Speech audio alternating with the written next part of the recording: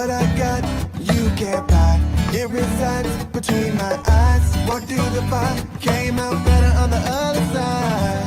See, life's like a beach if you find the sand. And right now, I'm feeling like 100 grand. You are listening to Inspired Insider with your host, Dr. Jeremy Weisz. Dr. Jeremy Weisz here, founder of InspiredInsider.com, where I talk with inspirational entrepreneurs and leaders. Today is no different. I'm here with Andrew Gottlieb, notypicalmoments.com. Andrew, before I formally introduce you, I always like to mention some past episodes of the podcast people should check out. And I did one with, actually two, with Jason Swank, who talked about how he built his agency up to 8 figures and sold it. And then another one was how he's been buying agencies and how he evaluates them and everything like that. So check that one out. A good friend, Ian Garlic, talks about the best ways you should be creating case stories and using case stories in video for your company. So check out that one. He also talks about how his dad owned a restaurant that had live dolphins in it. So that was kind of an interesting story. He kind of learned, how do you differentiate your business from other businesses? Well, that's one way to do it, I guess. That and many more on InspiredInsider.com. And this episode is brought to you by Rise 25. Rise 25, we help businesses give to and connect to their dream 100 relationships and partnerships. And how do we do that? We actually help you run your podcast. So for me, we're an easy button for people to launch and run a podcast. And Andrew has a podcast too, which we'll talk about. For me, Andrew, the number one thing in my life is relationships. I'm always looking at ways to give to my best relationships. And I found no better way to do that over the past decade than to profile the people and companies I most admire and profile and feature them on what they're working on. So if you've thought about podcasting, you should. If you have questions, go to rise25.com and email us. We're happy to answer anything that you have. I'm excited to introduce Andrew Gottlieb. He's founder and CEO at No Typical Moments. He's a digital marketing agency. They work exclusively with purpose-driven, social impact-focused businesses, and they help a lot with people of online education businesses as well. They've been around for over a decade. So he's going to talk about his journey over the past decade, because I know there's milestones, there's also challenges along the way. And his company acts as a CMO. They do execution, build out of media campaigns from online education. They do media buying, campaigns across Facebook, Instagram, Google, LinkedIn, YouTube. They do back-end email marketing solutions, and they basically help you scale your message. And they do this with some of the top world's thought leaders. So Andrew, thanks for joining me. Thank you for having me today. So just talk a little bit about No Typical Moments and what you do in a little more depth. Sure. So the best way I can explain it is there's 2 parts of the organization. People come to us at the onset and work with one of our fractional CEOs to get clear on what is your next best step in digital. And I say that because in my opinion, before iOS 14 and the tech challenges we saw within Facebook ads, an easy answer a lot of times was just do Facebook ads. It's going to generate revenue like you're just snapping your finger. The game has changed, and I think it's much more important to get clear of where business is at and their maturity and direct them down that path. And if and when an organization is ready to bring in our execution team, we help organizations with anything, like you mentioned, from media buying on Facebook, Instagram, Google, YouTube, LinkedIn, really any major platform, copy, design, landing page, sales pages, email marketing, tech integration. And that individual as that chief marketing officer is really there to protect your bottom line. So they can also help find other vendors, if that makes more sense, manage current vendor relationships, manage your employees, contractors, whatever that looks like, as if they really were that CMO inside your business. And Andrew, we'll talk about the journey, right? Starting in your bedroom to over 20 staff and over the past decade. How did you get started in this 10 years ago? So it was a little over 10 years. So when I was a senior in college, like a lot of students, that would have been fall of 2010, I was applying for any and all jobs I could apply for. The thing though with me is that I got rejected from every single job I applied for. I didn't even have a, hey, here's the job. I could, reject it and feel good about myself, just straight up rejections. And I started to go through a lot of just self-reflection of why this was happening, because I had all the internships, I had a strong GPA, I was on the soccer team, extracurriculars, like name it, I was doing it in college. And in that process, I just stumbled across this chain email in which I was directed to view this new podcast show.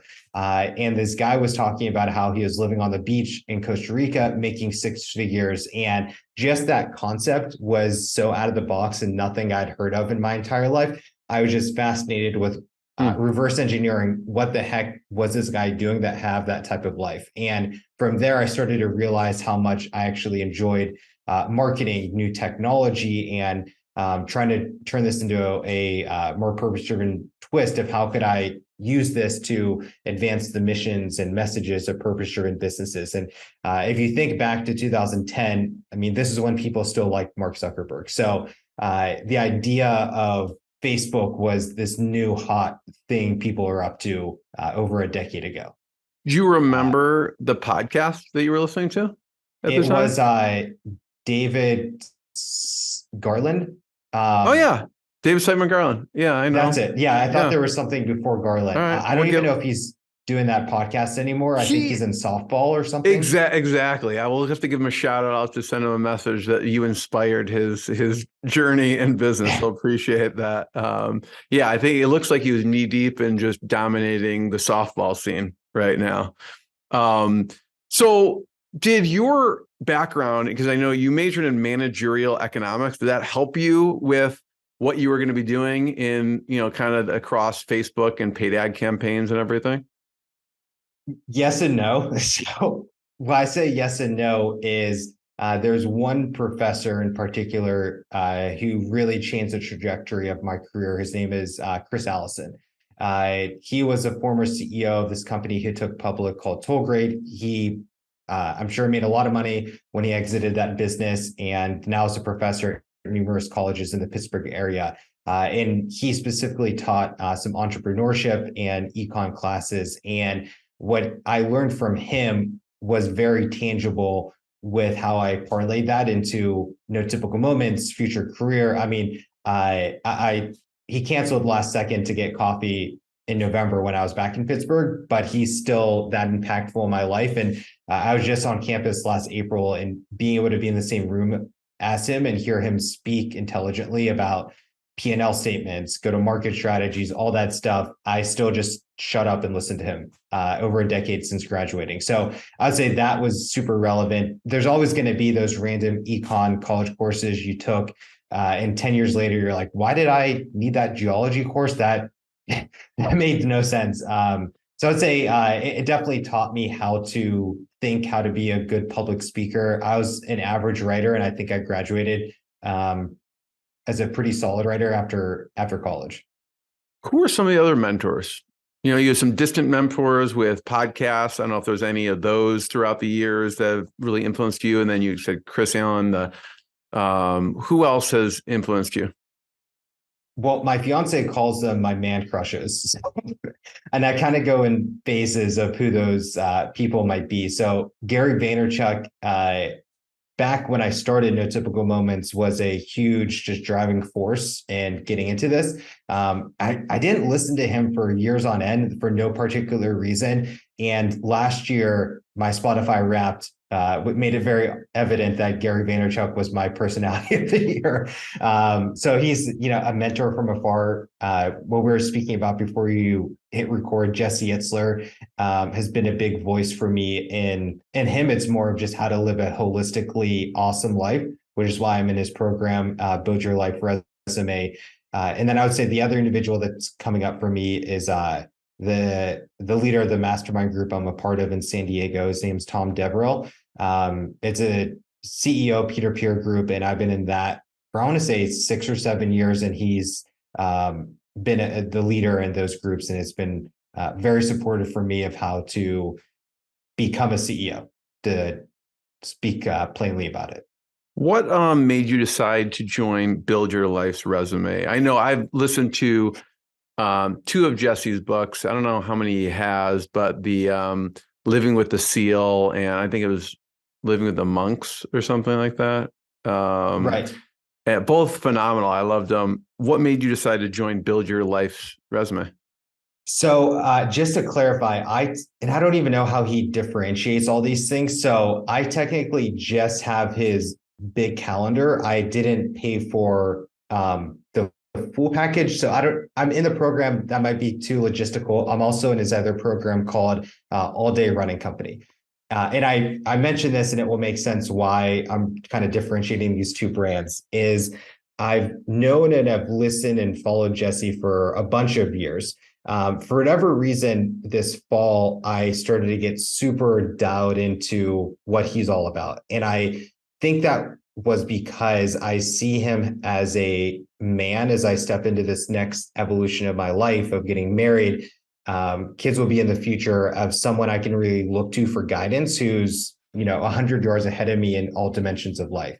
In that process, he posted a message one day for this all-day running company of this beta group in which you would get, free access, like all these things in a 2-week trial period. And I jumped on it instantaneously and was a part of his beta group. And the amount of positive momentum I had in my life through just one call with Jesse carried me for the next week. And so as he, ended the year and a lot of his programs are kind of in the new year, new you vibe, I just thought, okay, if that one call with Jesse made that big of an impact, if I had 12 months of being in his energy and everything I can learn from him, I think it's a no-brainer to take advantage of all these things he has that also have a really great track record of changing people's lives to jump on it and see how it just elevates me as a human being in 2023. And the amount of time I spend in Spotify trying to find just hidden podcast episodes from his from 3 years ago, it made a lot of sense of I spend that amount of time just listening to him. Why would I not want to be a part of these things and just dive a little bit deeper with him? Yeah. Well, I'll have to find him. Friend Ed O'Keefe had him on his podcast. So I'll have to find that. Shout out to Ed. That name sounds familiar. Yeah. That has if you to haven't have been a listened, recent one. yeah, if you haven't listened to it, I'll send you the link, or we'll link it up here for Ed O'Keefe and Jesse Itzler. What is there anything that sticks out from advice when you talk directly to him from his program that you kind of took to heart? Do you want me to show the calendar? Sure. Yeah. Bring it. Yeah. Is this going to pull it out? Yeah. Well, it's going to be on video. So, but if you're listening to audio, I would hop over to the YouTube video because Andrew's going to pull out his, we'll see what it is. Big calendar. So let's check it out. I say this because it will make more sense. So I didn't realize. Never been seen before. I didn't realize how visual I was until that is a big calendar. It's huge. And so you'll see these colors I have throughout it. And I'm not even fully done with the process of mapping out 2023. But what it showed me is I need to create space and time in my life for the important things that aren't on your typical resume. For instance, being in Zoom meetings for 7 hours a day, it pushes the needle of where my business is going. But in 10 years from now, I'm not going to remember any Zoom calls I did in February of 2023. It's just going to be this except for this one. I'll remember this one. We've documented this. And so as just I have more on my plate with responsibilities with work, getting engaged, kids in the future, this is really me taking control of this area of my life of I want to still create epic moments and experiences with the people that matter to me. So, and I'll give 2 examples of things that I'm carving out this year. So far, I only have it built until my wedding in July. So the first one is going to be getting married in July of 2023. The second one is something I've wanted to do since childhood, and my bachelor party will be at WrestleMania this year. Wow. Which, and I don't drink. I don't party, so I didn't want a bachelor party looking like that. I just thought, like, what could I do that I would just have the most childlike fun nonstop for a weekend? And WrestleMania is going to be in LA. I've lived in San Diego, and it's just, You a big it's gonna be at wrestling fan? WrestleMania. Have you always been a big wrestling fan then? As a kid, I loved it, as that was the Rock and Stone Cold era. I've watched it on again, off again, probably since like freshman year of high school until now. I will admit, I watch WrestleMania every single year and the Royal Rumble. I'll like look on Twitter, Tuesday mornings to see what happened. I'm not as active as, having to watch every Monday night, but definitely like those two pay-per-views I love. That's Are awesome. you a fan? Yeah, I mean, the Hulk Hogan Ultimate Warrior days, and shout out to a friend, Colt Cabana, who is big in the wrestling. He has a big podcast. Yeah, so he's a friend and he's been on the show before, and he's changed the name and kind of the format, but he had the Art of Wrestling, and it was one of the top podcasts for a long time in that genre niche. So yeah, that's awesome. I love it.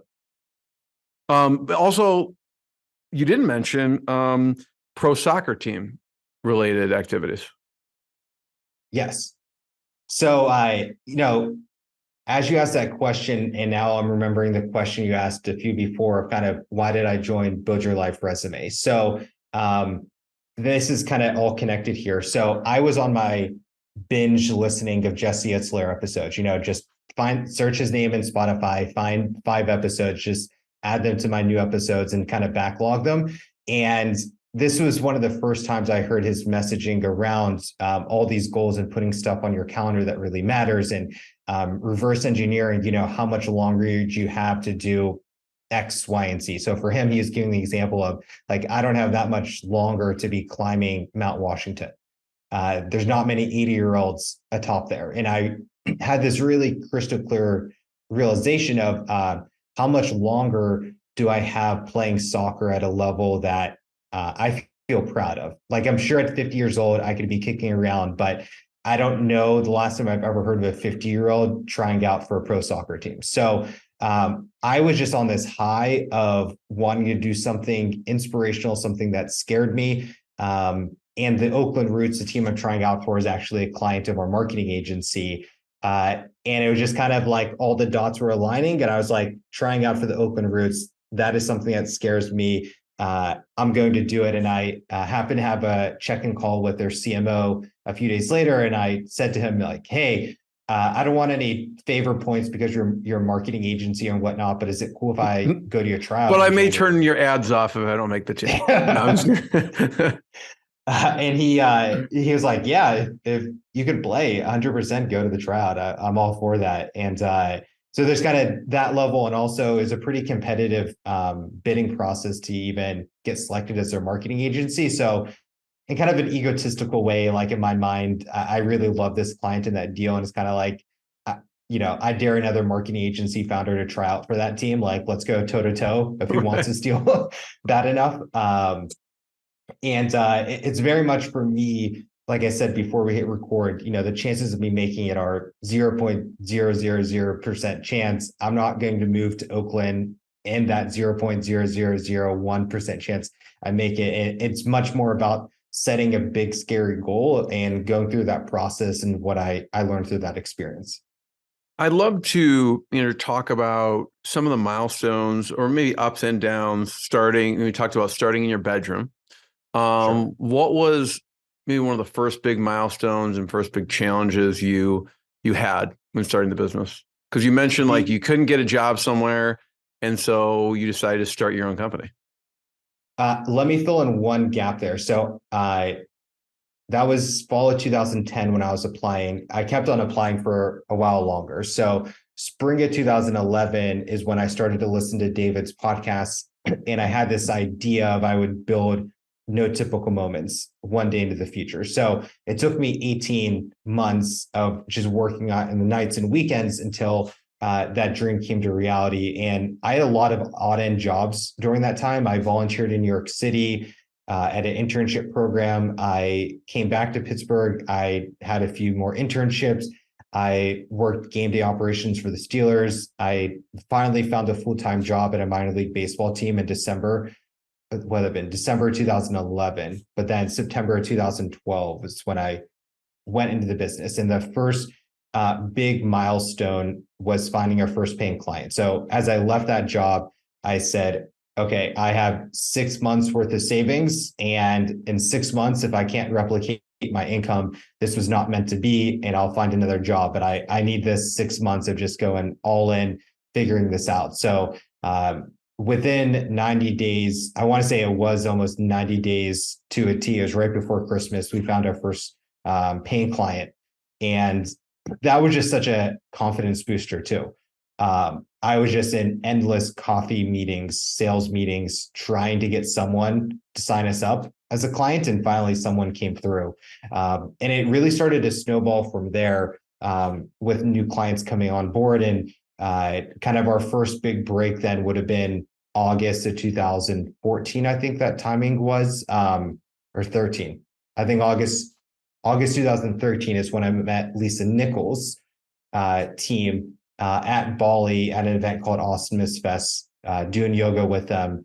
And one thing led to another and started to run their first Facebook advertising campaign that fall.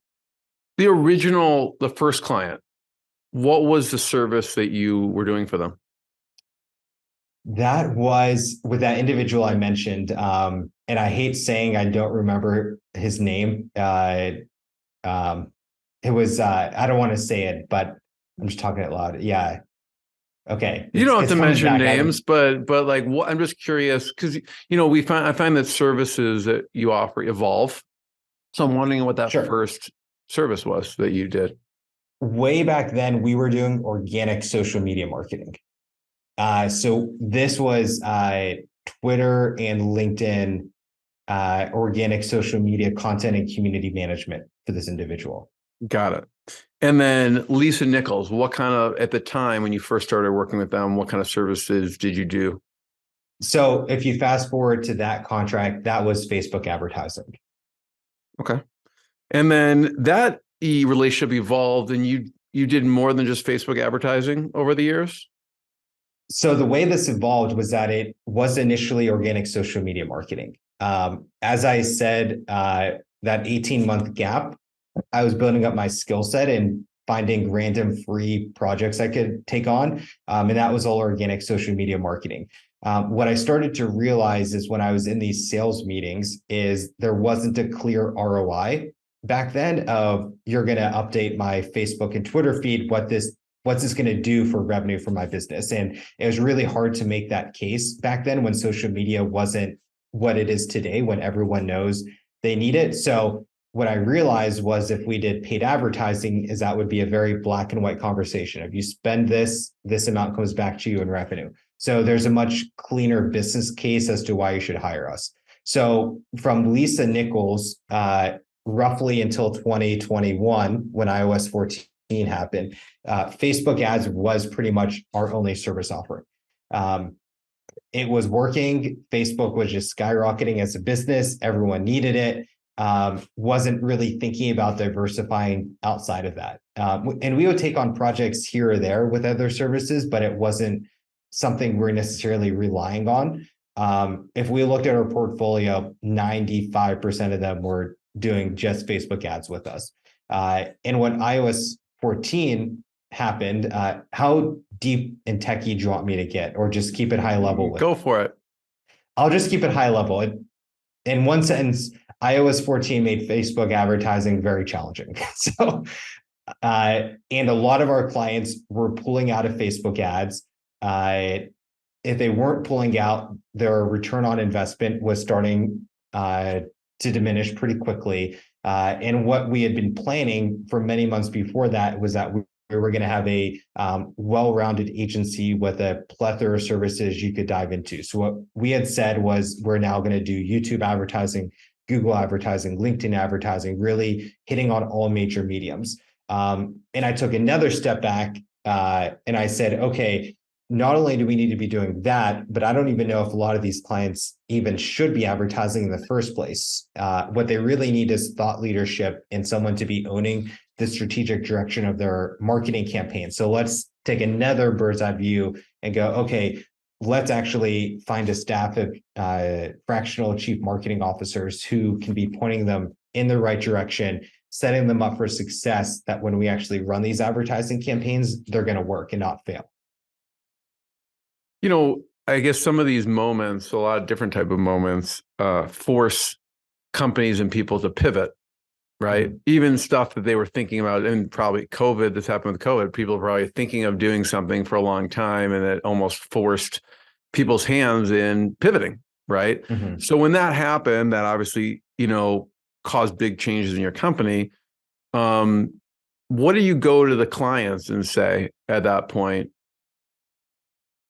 I know what I want to say, but what I said to them was, hey, I think right now is a good moment to start diversifying your lead generation source, because if everything's tied up in the world of Facebook and Zuck, you're going to have some issues moving forward. And I think that was finally the moment, because we had been trying to tell clients for years to get out of Facebook, and people would always just shut it down and just say, Facebook's working, why change this? And I think it was just the storm of not only iOS 14, there was all the issues from Cambridge Analytica, all the bad press with Zuck, the PR of Facebook took a very sharp turn towards negativity, when it was for the longest time just like, the best thing since sliced bread.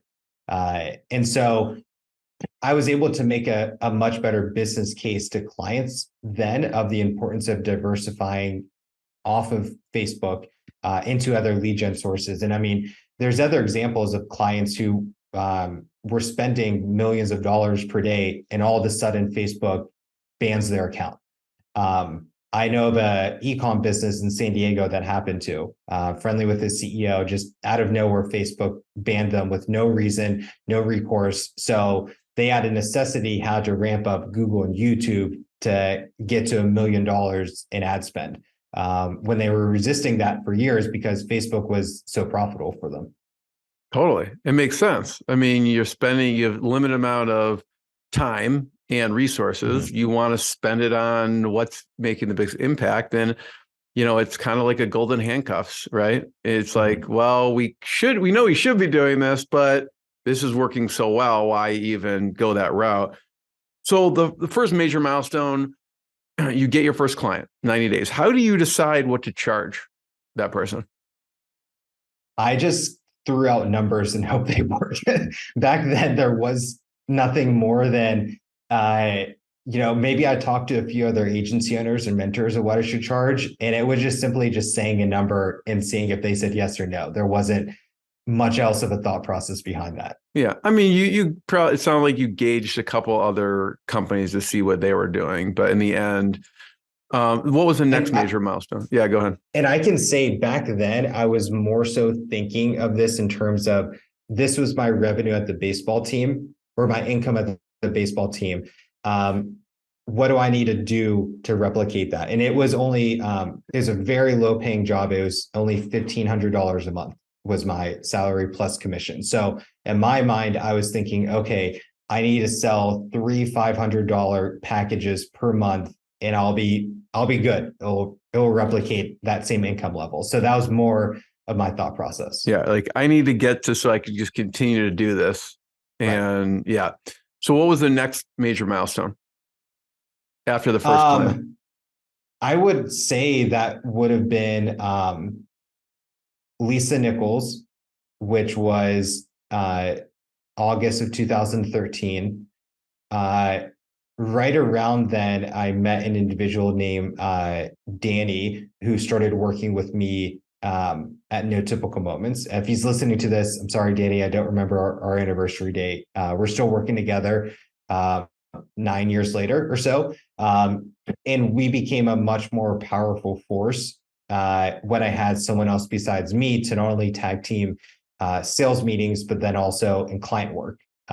Him starting to take on more of the client work versus me needing to do anything and everything of the business. His wife, Brittany, who's also still working with us, joined maybe like 6 months or so after that to add another layer to our team and being able to start to scale the number of clients we could be working with. And then I would say shortly after that, our next big account was the Pittsburgh Marathon. So I'd say those 3 moments were probably our capstone milestones in the first 2 or 3 years in business. I want to get to Pittsburgh Marathon for a second, but with Danny, what was his expertise? Sales. And he had some digital marketing experience. Mainly his digital marketing experiences was a result of building a SaaS business. And so in building that user base, he got the lay of the land of what was needed to grow audiences and bring in revenue for businesses. So Pittsburgh Marathon, how do you get a client like that? Luck. So the way that it happened was the Pittsburgh Marathon also now compared to where it was at way back then is kind of 2 different worlds. They're a very well-established brand. They were still new-ish back in 2014 or so. There's an individual, his name is Don Marinelli. He wasn't the mentor that I mentioned earlier, but he's been a very positive force in my life for a lot of years. And he's been a family friend for a long time. He was a professor at Carnegie Mellon. And he really took me under his wing when I just got started. And any chance he could, he made introductions for me to influential people in the Pittsburgh area. One of them being the Pittsburgh Marathon, shared with them what I did, why they should hire me, and how I would make a positive impact in their organic social media campaigns. And yeah, I had a few meetings with his CEO and got hired to work with them on their organic social media plan leading up to the marathon, and then actually being there the entire weekend in what really was like a war zone. So through that process, there were a lot of other members added to that digital team for actual race day. So we had a room we were in for 12 hours a day, and we would be scanning Twitter, engaging and commenting with every single individual who made any mention of running Pittsburgh Marathon. We were even there monitoring security threats in case we saw anything like, hey, there's a package on Fifth Avenue. Someone should check it out. So it was very hands-on all day, the entire day. Then we had people actually on the ground taking photos and videos, sending them back to us, needing to splice, edit, distribute them out to all the channels too. So it was I want to say there's probably a dozen people in that Twitter kind of war zone all weekend long for us. That's amazing. I love it. What was the next milestone? So after you work with the Pittsburgh Marathon, what's next? I'm glad you're asking me this, because I haven't thought through this in a long time. I would say we were a part of a app project called KindWorks right around this time.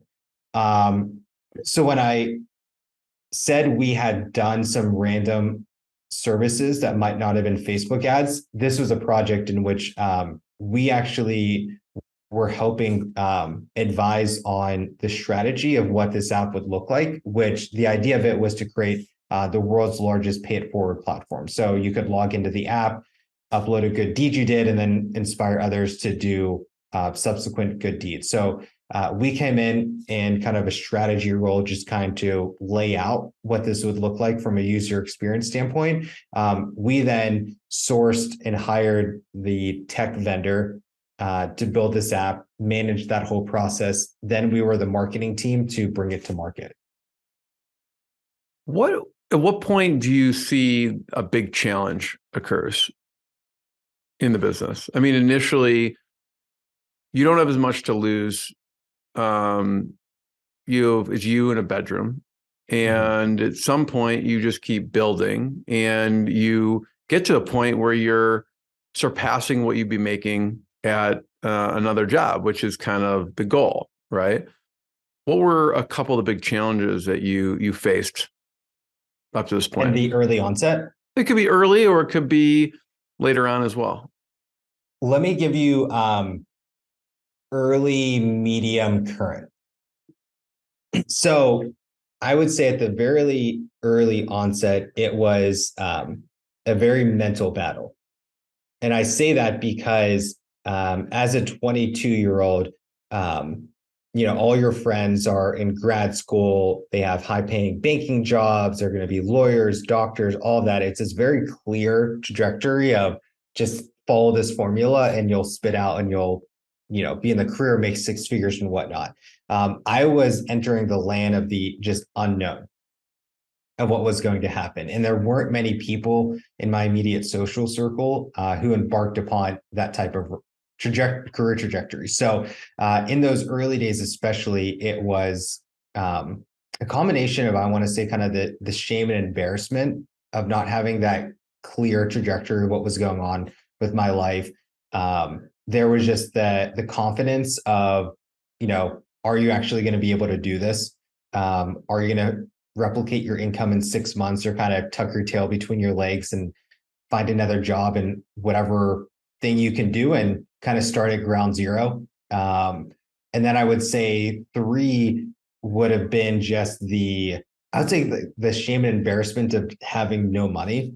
Not like I'm sitting here today as a billionaire, but I remember specifically not even wanting to go on dates because it was very much the decision of go on a date or have money for my business.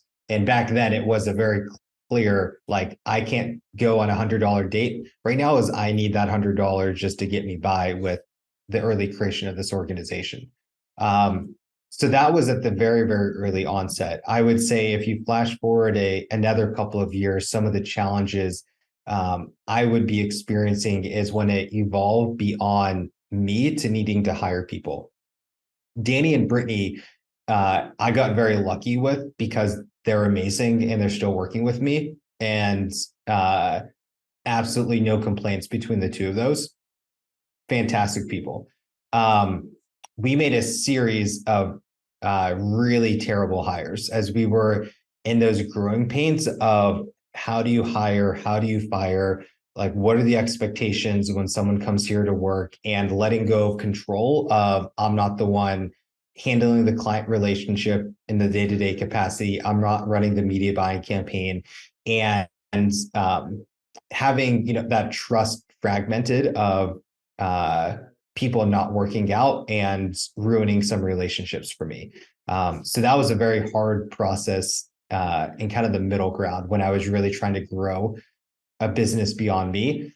And then I would say right now, in the last couple of years, the challenge has been continuing to find that fire to grow and build 10 years in. So we, and also added to that, 2020 was, 2019, we had a huge staffing turnover. 2020 was COVID. 2021 was iOS 14. And it was 3 years of just a lot of uncertainty and turbulence. 2022 was very much, my theme was, we weathered these storms for 3 years. It's time to grow.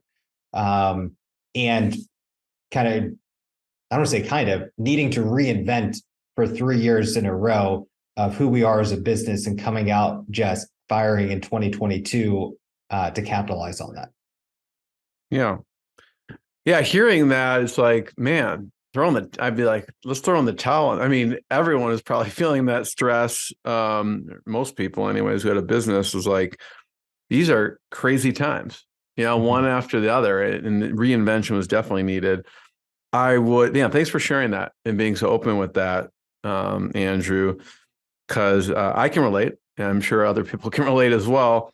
I'd love to highlight and give people a greater understanding about what you do. And I know one of the campaigns you work on was a high-ticket campaign, and it went from 200,000. They spent 200,000 revenue, and I'll let you kind of finish the story on what you did and what ended up happening. Sure. So, like I shared before we hit record, I wanted to give 2 very different examples of client success and some projects we did in 2022, because going back to my thesis is a lot of our fractional CMOs are there to figure out what your next best step is in digital, which doesn't look the same for every business for numerous different factors. So this organization came to us as a multi-seven-figure business. They had huge email databases. They had run Facebook campaigns for years on end. So they had tons of data. And they came to us wanting to sell a high ticket offer, which means it was anywhere from $10,000 to $30,000 in pricing, depending on what you opted into. So we actually did Facebook, Google, and YouTube advertising campaign for them. We spent collectively a little over $200,000, generated over $800K in revenue for the business. There's numerous steps kind of in between, but at a high level, that's what we produced for this organization. And once again, I don't recommend going straight to an ad spend at that level. This worked for them because they had actually spent this level and beyond in prior launches. So they were very comfortable with this level of ad spend. A different example of a client, is it okay if I jump into that one too? Is a client who has a documentary. He had created, it's been his baby, he's worked on for numerous years, but he had not generated revenue for it before. So what we said to him when you're starting to test an offer is Facebook ads are kind of the last resort. Let's work on testing this offer with your existing audience. Let's find some affiliates. And once we have clear data, we can go to Facebook ads way down the line. So he had minimal community to market to, but he has an awesome documentary and found some affiliates to mail for him and do some live webinars with their community. So what happened was we wanted to prove concept with some of these affiliates and these relationships that he had cultivated to show, if you mail for me, this is the revenue you're going to earn as a business.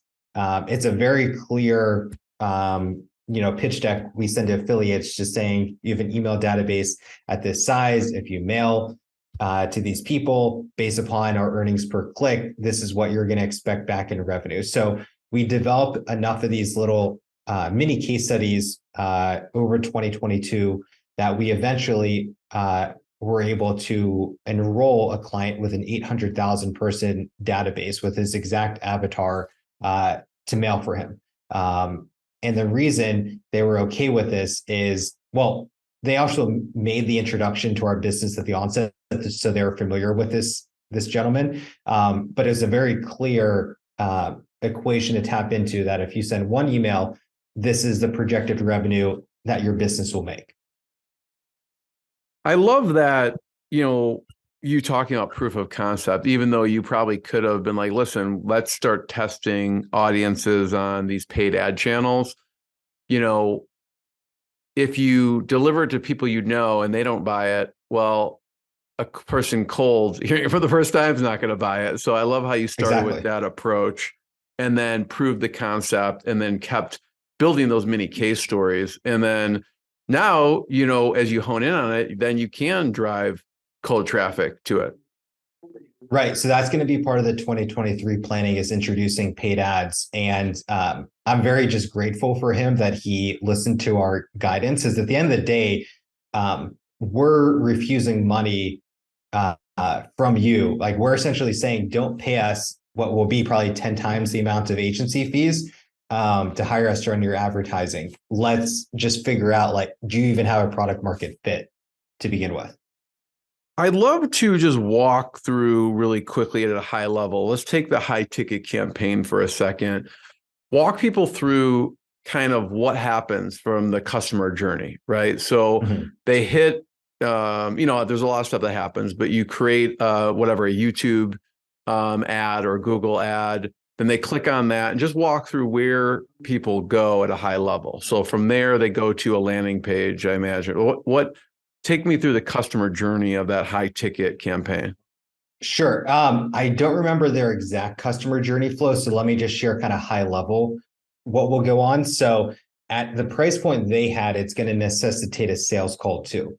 On the other end with that documentary, which is a suggested donation of $20 to $100, he doesn't need to jump on and sell that every single time. It's not worth his effort. And that that price point also can be a much more of a spontaneous purchase. So with that high ticket offer, we did ads into a challenge. I think it was a 10-day challenge. Threw in also some subsequent webinars as well, with call to actions eventually leading to booking a sales meeting with a rep from their team to sell that offer. Now, like I said, that is very high level. I don't remember the exact breakdown of every step in the funnel, but what I'll say is when you have a high ticket offer is it's going to require a lot more touch points, and it's going to require someone actually jumping on the phone with someone to speak about that purchase. Yeah, totally. I mean, each one of those, there's a slew of things that need to happen. You take the ad, the challenge, the webinar, the sales call. I mean, there's copy, there's emails that are going out, there's videos, there's a lot of things that go into that. But no, that allows me to see kind of at a high level, here's kind of the different piece, it gets passed along in. Well, first of all, Andrew, I want to be the first one to thank you. This is fantastic. Thanks for sharing your journey. I want to point people to notypicalmoments.com. There are any other places online that people should check out. I know people can go to the podcast page on notypicalmoments.com and check out the podcast. Are there any other places we should point people to? You could friend me on LinkedIn. I think you friend people on LinkedIn. I think that's the right term. If you just find Andrew Gottlieb, maybe add in No Typical Moments as well. It would direct you to me versus the dozens of other Andrew Gottliebs out there. Check it out and check out more episodes of the podcast. Thanks, everyone. Thanks, Andrew. Thank you. What I got, you can't buy. It resides between my eyes. Walked through the fire, came out better on the other side. See, life's like a beach if you find the sailing right now. I feel like $100 grand.